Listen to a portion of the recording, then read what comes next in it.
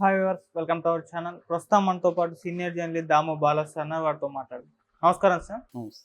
Sir, కవిత గారికి దుబాయ్లో విపరీతమైన ఆస్తులు ఉన్నాయని చెప్పేసి కోమటిరెడ్డి వెంకటరెడ్డి గారు అన్నారు సార్. అంటే ఒక బుర్జ్ ఖలీఫాలోనే 150 కోట్ల ఫ్లాట్ ఉందని కూడా ఆయన చెప్తున్నారు. అసలు బుర్జ్ ఖలీఫాలో అంత రేట్లు ఉంటాయా? అసలు దుబాయ్లో మరి అన్ని ఆస్తులు కవిత గారికి ఉండే ఛాన్స్ ఉందంటారు సార్? ఉండే ఛాన్స్ అయితే పాజిబిలిటీ ఉంది. ఎందుకంటే బుర్జ్ ఖలీఫా అనేది కూడా ఆహ్, ప్రపంచంలోనే హైయెస్ట్ స్కై క్రాపర్ అంటారు దాన్ని. స్కై క్రాపర్ అంటే అతి లాంగెస్ట్ బిల్డింగ్ అనమాట. టాలెస్ట్ బిల్డింగ్, ప్రపంచంలోనే టాలెస్ట్ బిల్డింగ్ అది. దాదాపు 2722 ఫీట్ ఉంటుంది. అంటే హాఫ్ మైల్ అనుకోవచ్చు. సో దాదాపు హాఫ్ మైల్ ఉంటుంది కింద నుంచి. మొత్తం 163 ఫ్లోర్లు ఉంది అది. 163 అంటే అందులో 9 ఫ్లోర్లు మెయింటెనెన్స్కి పోతే 154 ఫ్లోర్లలో రెసిడెన్షియల్ ఫ్లాట్స్ అనమాట. మధ్యలో మాల్స్ అలాంటివి కూడా ఉంటాయి. సో ఏదేమైనా అది రిచెస్ట్. మొత్తం 33 లక్షల ఎస్ఎఫ్టీ ఉందని చెప్తున్నారు. దానికి 57 లిఫ్ట్లు ఉన్నాయి. సో ఇది ప్రపంచంలోనే టాలెస్ట్ అనమాట. ఇంతకుముందు 110 అంతస్తులది వరల్డ్ ట్రేడ్ సెంటర్ ఉండేది అమెరికాలో. దాన్ని అప్పట్లో అల్ఖైదా వాళ్ళు పేల్చేశారు కదా ఫ్లైట్తో. సో దాని తర్వాత ఇదే హైయెస్ట్ టాలెస్ట్. సో దీంట్లో ఫ్లాట్ 150 కోట్ల నుంచి 200 కోట్లకు కూడా ఉంటుంది. అంటే రిచెస్ట్ పీపుల్ అంతా కూడా అక్కడ కొంటారు అనమాట. దానికోసం అది పెట్టారు. మామూలుగా దుబాయ్ పోయిన ప్రతి ఒక్కరూ దాన్ని చూడడానికి కూడా వెళ్తారు. బుర్జ్ ఖలీఫా తీసి అక్కడ ఫోటోలు తీసుకోవడం అవన్నీ వెళ్తారు అన్నమాట. సో అందువల్ల కవితకి ఉండే పాజిబిలిటీ అయితే ఉంది. ఎందుకంటే కవిత దగ్గర ఆ రకమైన డబ్బులు ఉందనే అందరూ చెప్తున్నారు. సో మనకేందంటే ఇప్పుడు అల్ట్రా రిచ్ అనే సెక్షన్ ఇండియాలో విపరీతంగా పెరిగింది. మనకి దాదాపు మన మామూలుగా భారతదేశం పేద దేశమా ధనిక దేశం అన్నప్పుడు పేదలున్న ధనిక దేశం అని ఎక్కువ మంది ఎకనామిస్టులు చెప్తారు. అంటే rich country with poor people అని. అంటే రిచ్ కంట్రీ ఏంటి అగ్రిగేట్గా జీడిపి తీసుకున్నప్పుడు మనకి దాదాపు 5 ట్రిలియన్ల వరకు వెళ్తుంది. ఇది 47కి 10 ట్రిలియన్ల ఎకనామీలోకి వెళ్తుంది. థర్డ్ లార్జెస్ట్కి వెళ్తుంది. ఇప్పుడు అమెరికా ఫస్ట్ ఉంది, సెకండ్ చైనా ఉంది, మంది 3వ ప్లేస్కి వెళ్తుంది. ఎందుకంటే జపాను, జర్మనీ ఆల్రెడీ ఎకనామిక్ క్రైసిస్లో ఉన్నాయి. అవి 4, 5 స్థానాల్లో ఉన్నాయి. వాటిని దాటి ఇండియా వెళ్తుంది. ఇది ఎకనామిస్ట్ లాంటి వరల్డ్ రెనౌండ్ మ్యాగజైన్స్ కూడా కన్ఫర్మ్ చేస్తున్నాయి. అంతవరకు వాస్తవమే. కాకపోతే పెర్ క్యాపిటా జీడిపి తీసుకున్నప్పుడు, అంటే ఈ జీడిపిని మనం డివైడ్ చేసి చూసినప్పుడు ఒక్కొక్క మనిషికి ఎంత అని వేసుకుంటే దాదాపు $2,500 లాస్ట్ ఇయర్ 2023 లెక్క ప్రకారం $2,500 మాత్రమే పర్ క్యాపిటా. ఇది బంగ్లాదేశ్ కంటే, లేకపోతే వియత్నాము, శ్రీలంక ఇలాంటి దేశాల కంటే కూడా తక్కువ ఉంది అన్నమాట పర్ క్యాపిటా ఇన్కమ్. 2,500 అంటే ఎంత? 2 లక్షలు దాదాపు. 2 లక్షలు అంటే పర్ మంత్కి 16,660 రూపాయలు ఎంతో వస్తుంది పర్ మనిషికి జీడిపి. సో ఇది పెరగాల్సిన అవసరం ఉంది. అంటే దీన్ని బట్టి స్టాండర్డ్ ఆఫ్ లివింగ్ అనేది, జీవన ప్రమాణాలు అనేవి చాలా చాలా లోగా ఉన్నాయి. అంటే మన సంపదలో డిస్ట్రిబ్యూషన్లో చాలా ప్రాబ్లమ్స్ ఉన్నాయి. అంటే మొత్తం 40.5% సంపద 1% పీపుల్ దగ్గర ఉంది. అంటే 1% ఉన్న అల్ట్రా రిచ్ దగ్గర 40% సంపద అక్కడే ఉండిపోయింది. సో అందువల్ల చాలా డిస్పారిటీ, అసమానతలు అనేవి చాలా ఎక్కువ ఉన్నాయి. కాబట్టి ఈ అల్ట్రా రిచ్ ఏం చేస్తారు? విదేశాల్లో ఆస్తులు కొంటారు. నేను అందుకే చాలాసార్లు ఉచిత పథకాల గురించి చెప్తుంటాను. అంటే పేదలకి డైరెక్ట్గా డీబీటీ అంటాను కదా, డైరెక్ట్ ట్రాన్స్ఫర్ బ్యాంక్ ద్వారా వేయడం అనేది. అభిజిత్ బెనర్జీ లాంటి నోబెల్ ప్రైజ్ వచ్చిన అనేక మంది ఈ పూర్ ఎకనామిక్స్, అంటే పావర్టీ మీద వర్క్ చేస్తున్న ఎకనామిస్టులు ప్రపంచవ్యాప్తంగా చెప్తున్నది. కానీ ఏంటంటే పేదల దగ్గర డబ్బులు పెట్టండి అని వాళ్ళు చెప్తున్నారు. పేదలకు డైరెక్ట్గా డబ్బులు ఇవ్వండి అనే చెప్తున్నారు. ఎందుకంటే దానివల్ల ఎకనామీ కూడా బూస్ట్ అవుతుంది. రెండోది, ఇవాళ ఉన్న గ్లోబలైజ్డ్ క్యాపిటలిజానికి పేదలు ఉండకూడదు. ఎందుకంటే కన్జంప్షన్ సెంటర్డ్ ఎకనామీ మనకు బలంగా ఉంది. కన్జంప్షన్ సెంటర్డ్ అంటే కన్జ్యూమర్స్గా పేదలు ఎదగకపోతే ఈ ఎకనామీ కూడా కొలాప్స్ అవుతుంది. సో ఏ రకంగా తీసుకున్నా వీళ్ళ దగ్గరికి వెళ్ళాలి. రెండోది, పేదలు ఏం చేస్తారు ఆ డబ్బులతో? వాళ్ళేమి ఇలాగా విదేశాల్లో ఆస్తులు కొనలేరుగా. వాళ్ళు మళ్ళీ వాళ్ళకి కావాల్సిన నిత్యావసర వస్తువులు, చిన్న చిన్న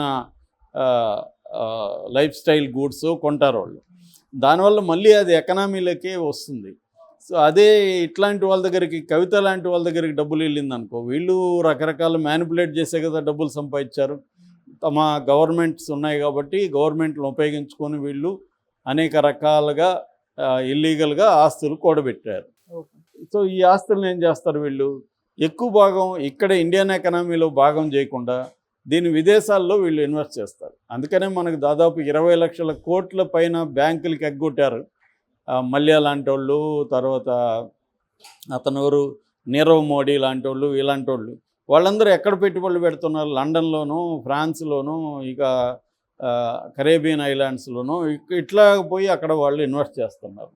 సో దానివల్ల ఇండియన్ ఎకనామీకి పెద్ద ఒరిగేది లేదు. పైగా 20 లక్షల కోట్లు ఎక్కడ, మనకి ఇక్కడ ఇచ్చే పేదలకి 50,000 కోట్లు పర్ ఇయర్ ఇస్తే చాలా చాలా ఎక్కువ అది. సో ఎన్ని సంవత్సరాలు ఇస్తే 20 లక్షల కోట్లు అయ్యేది ఒక రాష్ట్రంలో? కాబట్టి మన దీనంతా అర్థం చేసుకోకుండా చాలామంది అంటే మైక్రో లెవెల్లో ఎకనామిక్స్లోకి వెళ్ళకుండా మాట్లాడుతున్నారు వితౌట్ డేటా. సో డేటా చూసినప్పుడు మనకి అల్ట్రా రిచ్ చాలా బలంగా ఉంది ఇండియాలో. పూర్ విపరీతంగా బాటంలో తీసుకున్నప్పుడు చాలా 50% పూర్ దగ్గర 3% వెల్త్ కూడా లేదు దేశంలో. That is the major problem. అందుకనే ఫర్ ఎగ్జాంపుల్ గౌతమ్ అదానీ 2022లో గౌతమ్ అదానీ ఆస్తులు 46% పెరిగాయి. అంటే ఒక్క పర్సన్ దగ్గర ఎంత వెల్త్ అయిపోయింది. క్లియర్గా తెలుసు గౌతమ్ అదానీ బీజేపీ సహాయంతోనే వచ్చాడనేది అందరికీ తెలుసు. దీన్ని ఎవరు కాదనలేరు. సో పొలిటికల్ పార్టీలను ఉపయోగించుకొని ఈ దేశంలో మోనోపలిస్ట్ కంపెనీస్ ఎవాల్వ్ అవుతున్నాయి. Fair and level playing ground లేదు బిజినెస్లో కూడా. అందరికీ ఈక్వల్ ఆపర్చునిటీస్ లేవు. అది మనకి ఎలక్ట్రల్ బాండ్స్ చూసినా కూడా అర్థమవుతుంది. ఎవరెవరు మోడీకి లేకపోతే వేరే పొలిటికల్ పార్టీలకు ఫండ్ ఇచ్చారు, ఆ పొలిటికల్ పార్టీస్ ఆ ఫండ్ ఇచ్చిన వాళ్ళకి ఏమేమి మేలు చేసాయో కూడా మొత్తం ఇప్పుడు ఓపిక ఉంటే మీ నెట్లో మొత్తం సమాచారం ఉంది. అనేక మీడియా సంస్థలు ఒక కూటమిగా ఏర్పడి దీన్ని ఇన్వెస్టిగేట్ చేస్తున్నాయి బయటికి తీసుకురావాలని. కంపెనీలు ఎందుకు ఫండ్ ఇచ్చాయి, వాటికి ఏ రకమైన మేలు జరిగాయి, మొత్తం డీటెయిల్స్ ఉంది. ఇది మన దేశంలో జరుగుతున్నది. అందుకని చాలామంది ఏమని అంటున్నారంటే ఎకనామిస్టులు, ఈ జిఎస్టీ ట్యాక్స్ కూడా 64% జిఎస్టీ బాటమ్ వాళ్ళ మీదే ఉంది. కింద వర్గాల మీదే 64% జిఎస్టీ ఉంది. 9% మాత్రమే టాప్ 10 మీద ఉంది. అంటే ట్యాక్సులు కూడా ఎక్కువ పడేది ఎవరి మీద? పేద ప్రజల మీద పడుతున్నాయి. ఇండైరెక్ట్ ట్యాక్సెస్ కావచ్చు, ఇంకోటి కావచ్చు, జిఎస్టీ. మనం చివరికి ఆ మధ్య వాటర్ మీద, మజ్జిగ మీద కూడా మన నిర్మలక్క ట్యాక్స్ వేసిందనేది విమర్శలు వచ్చాయి కదా. సో ఆ విధంగా మనం ఏది పర్చేజ్ చేసినా, ఒక పేదవాడు ఏది పర్చేజ్ చేసినా అతని మీద జిఎస్టీ పడిపోతుంది. అదే టాప్ 10 మీద 9% మాత్రమే జీడిపి జిఎస్టీ ఉందన్నమాట. సో ఈ అంతరాన్ని తొలగించాలి. కేవలం 2% కానీ వెల్త్ ట్యాక్స్ కానీ పెట్టగలిగితే మన దేశంలో మాల్ న్యూట్రిషన్ ఉండదు. న్యూట్రిషన్ మీద 3 ఏళ్ళ వరకు మాల్ న్యూట్రిషన్ అరికట్టవచ్చు అని ఎకనామిస్టులు చెప్తున్నారు.